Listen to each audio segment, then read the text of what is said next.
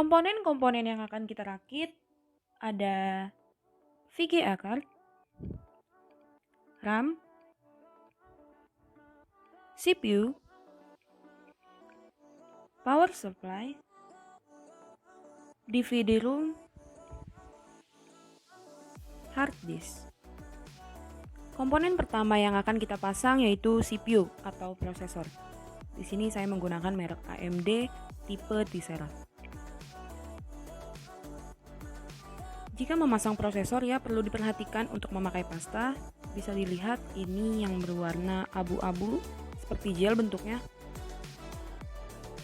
Gunanya pasta itu supaya si prosesor tetap dalam keadaan dingin. Walaupun prosesornya itu sendiri sudah ada fan coolernya, kita buat double dingin.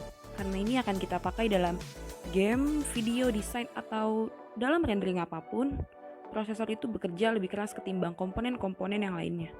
Jadi kita perlu pasta untuk memastikan si CPU ini terus dalam keadaan dingin, tidak panas. Ini bisa dilihat kanan dan kirinya ada penyangga ya. Harus masuk dengan pas supaya rekat. Pastikan sudah rekat ya, jangan sampai goyang karena jika goyang itu akan berdampak buruk pada performance-nya nanti. Selanjutnya kita pasang RAM. RAM berfungsi untuk mempercepat proses data yang ada dalam suatu perangkat dan untuk membantu kinerja dari satu CPU ini. Walaupun si prosesornya punya kecepatan clock yang tinggi atau laju frekuensi yang tinggi, tapi kalau RAM-nya tidak diseimbangkan, itu akan menyebabkan performance-nya kurang berasa cepatnya. Biasa kita sebut dengan istilah lemot. Nah, itu merupakan efek dari penggunaan RAM-nya sendiri. Di sini saya pakai RAM dari R3 yang total dari 3 kepingnya ini adalah 16 GB. Idealnya lebih bagusnya lagi satu keping itu 16 GB. Jadi kapasitas RAM itu sangat mempengaruhi tingkat kecepatan proses data dalam suatu perangkat. 3 keping RAM sudah terpasang dengan baik. Maka selanjutnya kita pasang VGA card.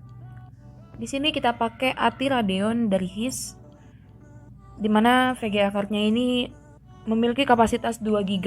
Kita pasang di slotnya. Nah, ini di bagian slotnya itu terdapat pengunci. Jadi ketika kita memasangkannya harus terkunci dengan benar pada waktu pemasangan. Setelah terkunci dengan baik dan pas posisinya, lalu kita tutup dulu ya bracket output VGA cardnya. Itu kita pakaiin baut supaya kencang. Selanjutnya kita pasang hard disk. Di sini saya pakai dari Seagate, ukurannya 1 tera. Untuk hard disk itu sendiri ada 2 tipe, SATA dan SSD. Kalau mau performance-nya lebih bagus, cepat dan kencang, kita bisa pakai SSD. Tapi harganya lebih mahal dibanding SATA. Nah, yang sekarang saya pakai itu tipe SATA. Setelah hard disk dipasang, jangan lupa kita kencangkan ya samping kanan dan kirinya dengan menggunakan baut ataupun mur.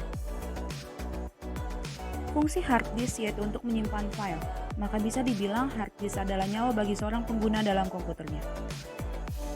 Selanjutnya, kita bisa pasang DVD room. Kita pasang dari depan ya tadi DVD roomnya dari Samsung, dan juga ini sesuai kebutuhan ya, bisa dipakai mur, bisa juga tidak. Fungsi DVD room itu sendiri adalah untuk membaca data yang tersimpan pada CD. Nah, ini kita hubungkan kabel SATA-nya ke DVD room-nya. Itu untuk mengalirkan power. Setelah semua komponen terakit, terpasang dengan baik, maka kita tutup casing di samping kanan dan juga kiri dengan menggunakan mur ataupun baut.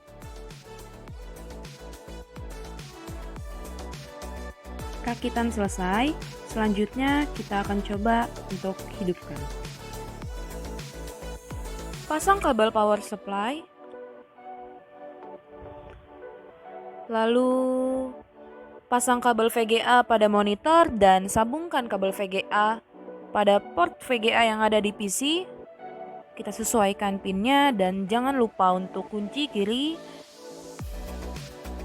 dan kanan. Lalu akan kita coba untuk nyalakan. Setelah menyala, komputer siap untuk dipakai.